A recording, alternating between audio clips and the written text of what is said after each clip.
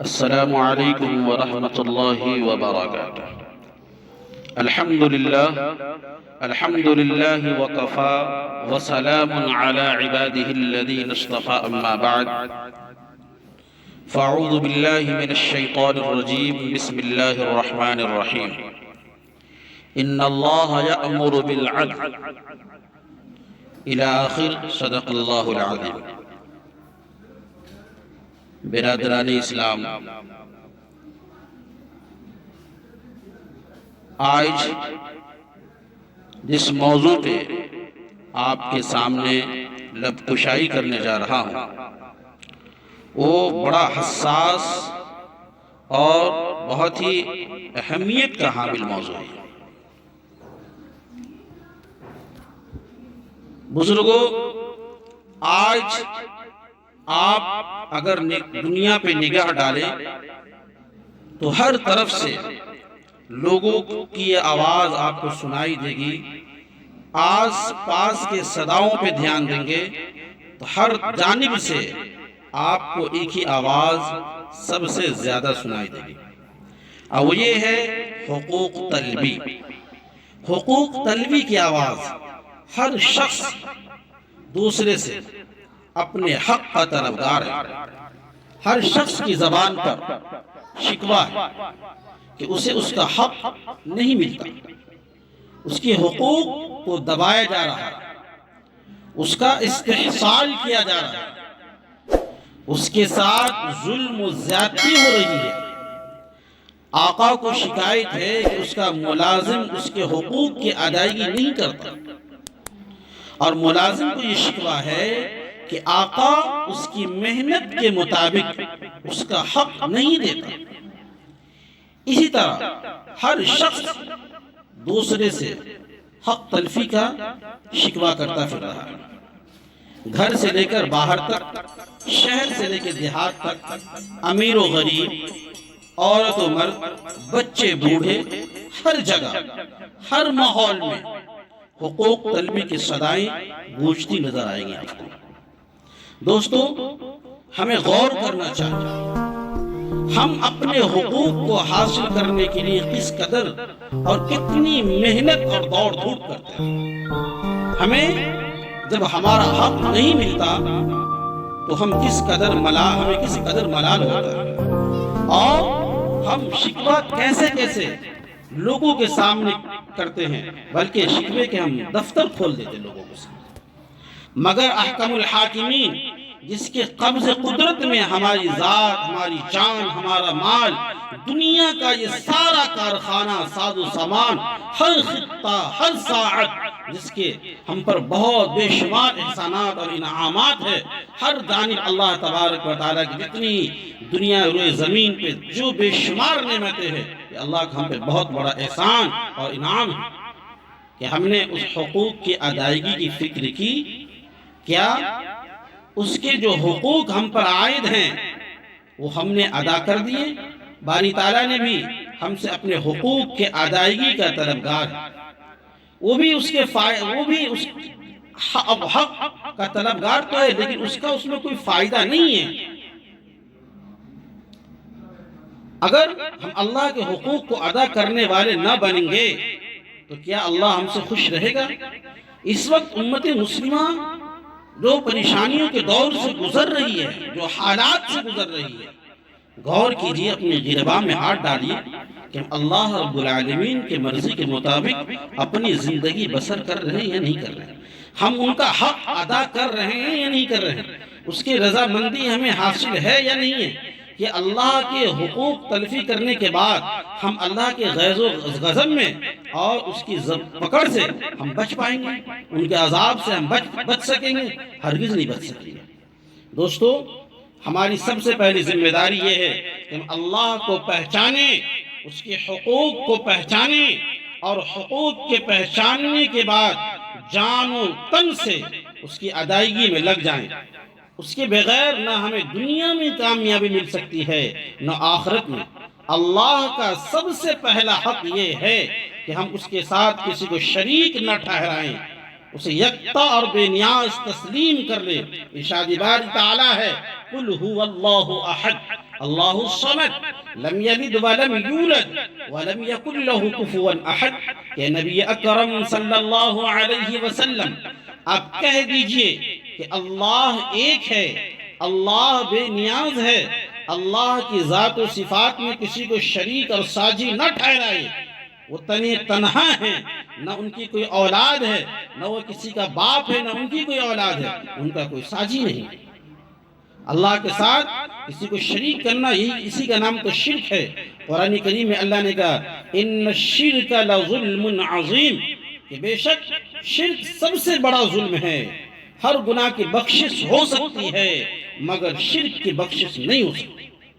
قرآن کریم کی دوسری آیت میں اللہ تبارک و تعالی ارشاد فرماتے ہیں ان اللہ لا یغفر ان یشرک به ویغفر ما دون ذلك لمن یشاء ومن یشرک باللہ فقد افترى اثما عظیما، کہ بے شک اللہ نہیں بخشے گا اس بات کو کہ اس کے ساتھ کسی کو شریک ٹھہرایا جائے، اور بخش دے گا ان کے علاوہ جو چاہے گا، اور جو اللہ کے ساتھ شریک ٹھہراتا ہے اس نے بہت بڑا گناہ کیا۔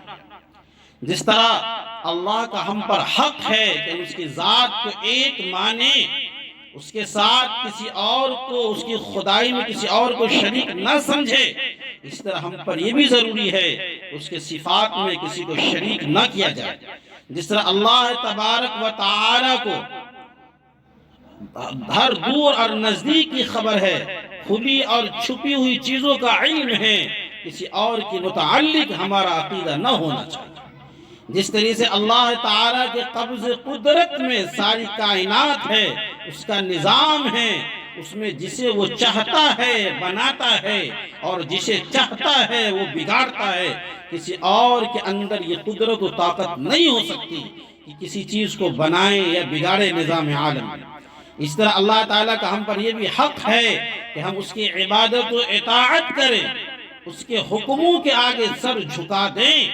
اس نے اپنے نبی آخر الزمان صلی اللہ علیہ وسلم کے ذریعے جو دین اسلام بھیجا ہے، ہم اس کے مطابق اپنی زندگی گزاریں، وہ اللہ کی عبادت اس طرح کریں گویا ہم اسے دیکھ رہے ہیں، اگرچہ ہم اپنے ان ظاہری آنکھوں سے خدا کو نہیں دیکھ سکتے، مگر اس میں کیا شک و شبہ ہے کہ خدا ہمیں ہر وقت دیکھ رہا ہے۔ یہ دل میں خیال ہونا چاہیے، اس طریقے سے عبادت کرے گویا خدا ہمیں دیکھ رہا ہے۔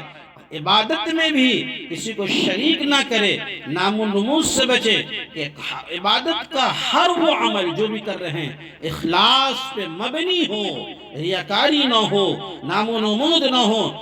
اگر نام و نمود آپ نے کیا، چاہے کوئی بھی عبادت ہو، تو شرک میں شامل ہو جائے گا۔ قرآن کریم کی آیت ہے فَوَيْلٌ لِّلْمُصَلِّينَ سورہ ماعون کی، ان نمازیوں کے لیے بڑی ہلاکت ہے، تباہی ہے، بربادی ہے جو اپنی نماز میں ریاکاری کرتے ہیں، دکھلاوا کرتے ہیں۔ اس لیے اپنی عبادتوں کو اللہ کے لیے خاص کر دیجئے۔ اللہ نے قرآن کریم میں جگہ جگہ وَمَا أُمِرُوا إِلَّا لِيَعْبُدُوا اللَّهَ مُخْلِصِينَ لَهُ الدِّينَ، کہیں پہ اللہ تعالیٰ کہتے ہیں أَلَا لِلَّهِ الدِّينُ الْخَالِصُ، اللہ تعالیٰ کے لیے ہر عبادت کو خالص کر دیں۔ حکم بھی دیا گیا کہ اللہ کے مطابق، اللہ کے منشے کے مطابق انسان اس کی عبادت کرے، اپنی عبادتوں میں کسی کو شریک نہ ٹھہرائے۔ اور اس کا طریقہ یہ ہے، میں نے بتایا ان تعبد اللہ کأنک تراہ فإن لم تکن تراہ فإنہ یراک، حدیث میں ہے، یہ بخاری کی حدیث ہے، اللہ رسول صلی اللہ علیہ وسلم نے ارشاد فرمایا تم اللہ تبارک و تعالی کی عبادت ایسے کرو گویا تم اسے دیکھ رہے ہو، بس اگر اسے نہیں دیکھے دل میں تو یہ خیال رکھو کہ اللہ مجھے دیکھ رہا ہے۔ اس جذبے کے ساتھ اگر عبادت کریں گے اس میں اخلاص پیدا ہوگا، اللہ رب العالمین کی خوشنودی حاصل ہوگی، اللہ کی رحمتیں متوجہ ہوگی۔ محترم دوستو، اللہ کا ہم پر یہ بھی حق ہے کہ ہم اس کی عبادت و پرستش کریں، اس کی عبادت پرستش میں کسی کو شریک نہ ٹھہرائے۔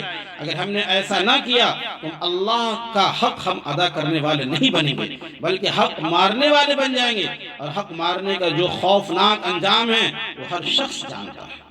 اللہ تعالیٰ کا ہم پر یہ بھی حق ہے کہ اس کے آگے سر کو جھکا دیں، کسی اور کے آگے سر نہ جھکائیں، سجدہ اسی کی ذات کو کرے، کسی کی قبر کو طواف کرنا، اس کے گھر خانہ کعبہ کی مطلب قبر کی طواف اس طرح لوگ کرتے ہیں جیسے خانہ کعبہ کا طواف کرتے ہیں، کسی کے مزار پہ جا کے منتیں ماننا، نظر نیاز کرنا، اور اسی طریقے سے کسی ولی کو، کسی بزرگ کو سامنے جا کر کے اپنی فریادیں کرنا، اولاد مانگنا، اور ان سے اپنی ضرورتیں ان کے سامنے رکھنا، یہ تمام چیزیں شرک ہے، اور اللہ رب العالمین کا اگر ایسا کرتے تب حق ادا نہیں کرتے۔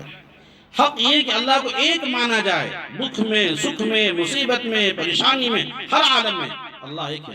اور عام طور پہ لوگوں پہ جب پریشانی آتی ہے وہ ڈگمگانے لگتے ہیں، ادھر ادھر بغلے جھانکنا شروع کر دیتے ہیں۔ اس لیے آج عالم یہ ہے کہ آپ کسی بھی درگاہ یا مزار شریف پر جا کر دیکھ لیجئے، وہاں مزار پہ جو رونق نظر آئے گی، مزار پہ جو سج دھج کر دکھائی دیں گے، وہ کسی محلے کے مسجد میں حاصل نہیں ہوگا۔ عرس کے موقع پہ دیکھ لے، زائرین کا ہجوم، راستہ چلنا دشوار ہوتا ہے، کاندھے سے کاندھے چل رہا ہوگا انسان، مگر وہی نماز کا وقت ہے، وہیں بازو میں مسجد ہے، مسجد ویران پڑی ہے، سنسان نظر آئے گی، لیکن مسجد میں دو چار لوگ نظر آئیں گے۔ مزار پہ ہجوم کا ہجوم ہے، سارے لوگ مزار پہ جا رہے ہیں، عورت سے لے کے مرد تک، لیکن مسجد جو خدا کا گھر ہے اس کو ہم نے چھوڑ دیا۔ دوستو، ہمیں اپنے اعمال کا جائزہ لینا چاہیے، سوچنا چاہیے کہ ہم اپنے حقوق کا مطالبہ کرنے کے لیے ہر وقت تیار رہتے ہیں، مگر اللہ کا حق ہم کتنا ادا کرتے ہیں یا نہیں کرتے ہیں۔ جب اللہ تعالیٰ کے احسانات، انعامات کا تقاضا یہ ہے کہ ہم اس کے حقوق کو سب سے پہلے، سب سے زیادہ ادا کریں، اور نہیں حق ادا کریں گے تو ہمیں اپنا نقصان ہوگا، اللہ رب العالمین کی رحمتوں سے ہم دور ہو جائیں گے، اللہ کا غضب نازل ہوگا، اور دنیا میں جو پریشانی آئے گی، لیکن آخرت میں اس سے زیادہ پریشانی سے ہمیں دوچار ہونا پڑے گا۔ اس لیے بزرگوں، بات اگر کہنے کے لیے تو بہت ہے، لیکن جو باتیں کہی گئی اس پہ اگر عمل کر لیا جائے تو ہم سب کے نجات کے لیے کافی ہے۔ اس لیے اپنی عبادتوں میں کسی کو شریک نہ ٹھہرائے، اللہ کی عبادت کرے، ان کا حق ہے کہ ان کے ذات میں، صفات میں کسی کو شریک نہ ٹھہرایا جائے۔ اللہ تعالیٰ سے دعا گو ہوں کہ رب کریم، جو باتیں کہی گئی ہے یا سنی گئی ہے، رب کریم ہم سب کو مکمل اس میں عمل کرنے کی توفیق عطا فرمائے۔ اللہ تعالیٰ شرک جیسے ملعون بیماری سے ہم سب کی حفاظت فرمائے۔ پروردگار عالم اپنی اخلاص کے ساتھ اپنے اخلاص کے ہمیں عبادت کرنے کی توفیق عطا فرما، نبی اکرم صلی اللہ علیہ وسلم کی ایک سنت پہ عمل کرنے والا بنا دے۔ آمین وآخر دعوانا ان الحمدللہ رب العالمین۔ السلام علیکم ورحمۃ اللہ وبرکاتہ۔